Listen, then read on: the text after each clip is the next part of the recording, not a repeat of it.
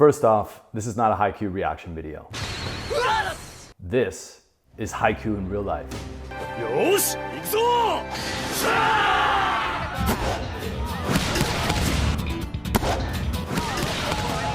Nice key!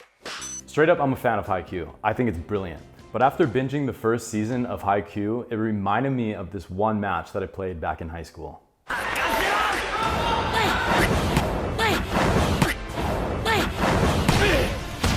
15 years ago, one of the top Japanese high school volleyball teams flew out to Hawaii to challenge our 3-year reign of the Pacific. And although they were significantly shorter than us, if Haikyuu teaches you anything, it's to never underestimate the little guys.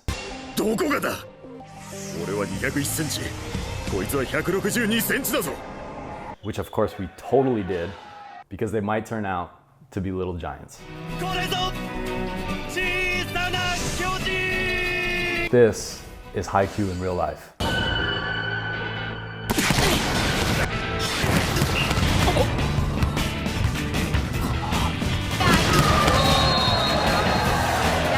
Real quick, one of the first things you'll notice in Haikyuu is the speed and power of all the action. And while this is totally overly exaggerated in anime, because it's anime, that's what they do. But because volleyball is already such an explosive sport, the speed and the power that you see in Haikyuu is actually pretty accurate to real life volleyball. Yeah, but these are a bunch of teenagers. Nobody's jumping that high or hitting that hard or running complicated, quick offenses like this, especially in high school. That is exactly what I thought as well, until we actually faced a high school team from Japan.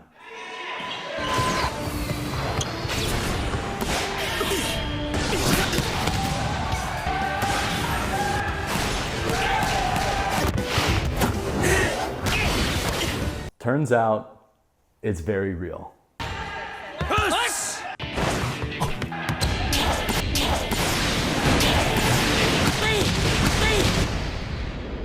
We had never experienced this style of volleyball before. Nearly every single play, each front row attacker was running a different route, and sometimes to the complete opposite side of the court, just like in Haikyuu.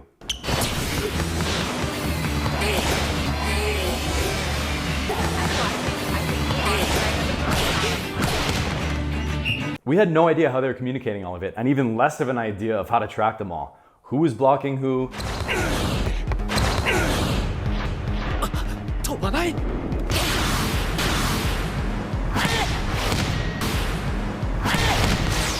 And on top of that, the speed of their offense was something we had never seen before.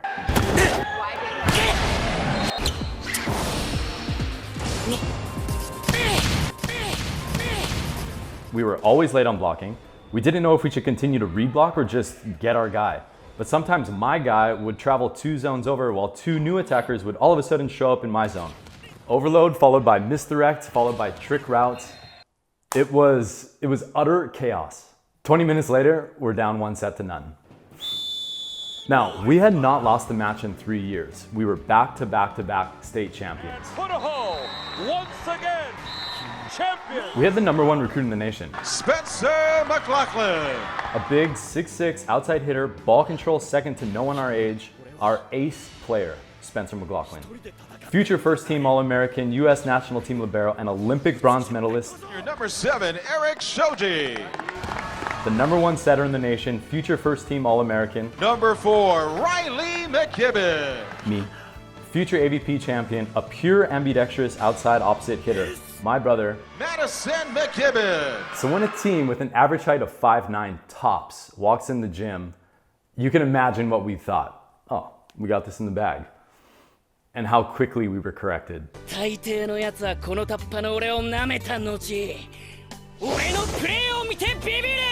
I mean, they were just a bunch of little guys. How is this happening?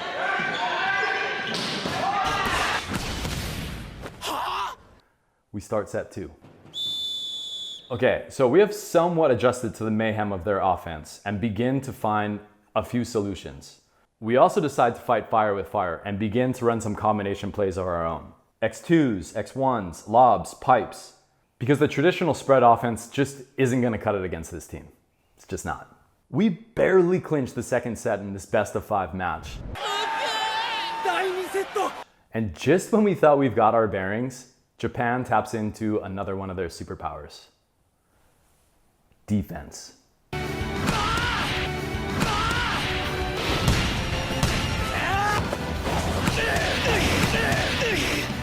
I mean, every single player is outfitted with an elbow pad. Knee pads are pretty common in volleyball. I don't think I ever played a match without them. But these guys have an additional pad for their diving elbow to make for pure, picturesque dolphin dives.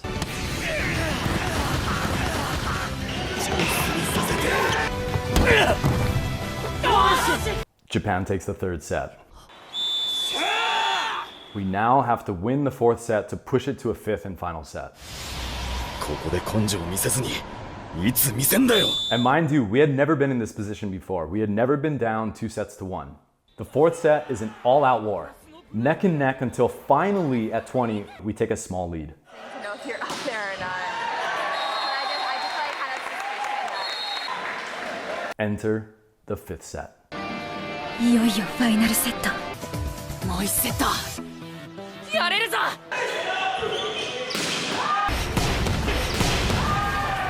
Okay, because like I really want to go to the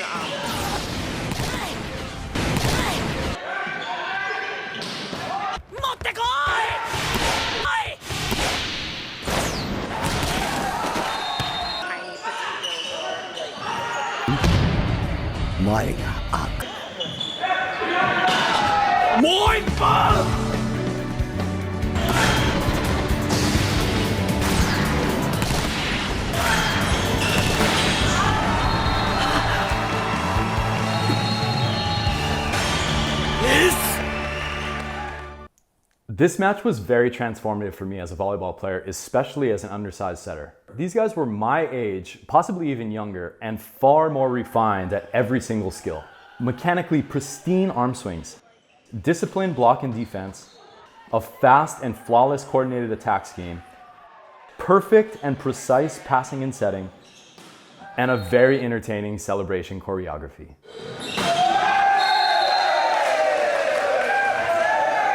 I was obsessed with their style of play and even found myself in awe of what they were doing during the match.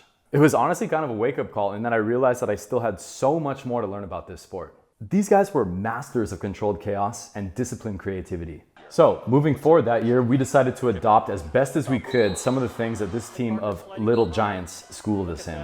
We sped up our offense and began to implement much more movement with our attackers. There is so much you can learn from watching different or foreign styles of volleyball, cherry picking what you like, and then experimenting with it in your own game. So after watching the first couple episodes of Haikyuu, I spent way too long trying to track down this video. Emailing athletic directors, calling old coaches, and then finally one day in the mail, I receive a package from one of my old high school volleyball coaches, Peter Balding. Head coach for the Buff and Blue is Peter Balding. In that package were a pair of DVDs with this match on it. He happened to have held on to this match all these years because I think even then, all those years ago, he knew how truly special this match was. Haikyuu is brilliant because it uses volleyball as the thread to tell this compelling coming-of-age underdog story of this undersized yet physically talented volleyball player, Shoyo Hinata. And after you've fallen in love with all the characters and understand their very relatable dreams and the countless obstacles that stand in their way, Haikyuu sneaks in a bunch of volleyball-related insights and knowledge, subconsciously teaching you, the viewer, how volleyball is played. And unless you've played multiple positions at the highest of levels, I guarantee you'll learn a thing or two about the sport and gain some insight into what is actually going on inside the heads of many different types of players during a match. Haikyuu does an amazing job of exploring all of the intricacies and the nuances of the sport on a mental, technical, and emotional level. Things you would have only learned through years of experience playing the sport. Which is exactly what our sport needs right now. The more people know about volleyball, the more people who understand exactly how the game is played, the strategies involved, the inherent drama that you get by playing a complicated team sport, and truly get to know who the players are, both on and even more importantly, off the court. The stronger the sport becomes, the stronger the fan base becomes, the more our sport grows.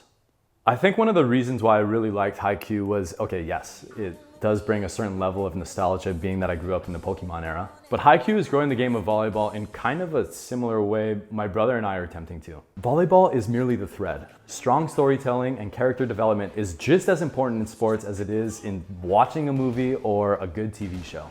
Once people get to know the main characters and understand what drives them and the hardships and hurdles they have to overcome to achieve their dreams, only then will our sport thrive as it deserves to be. Watch Haikyuu. It's on Netflix. You won't be disappointed.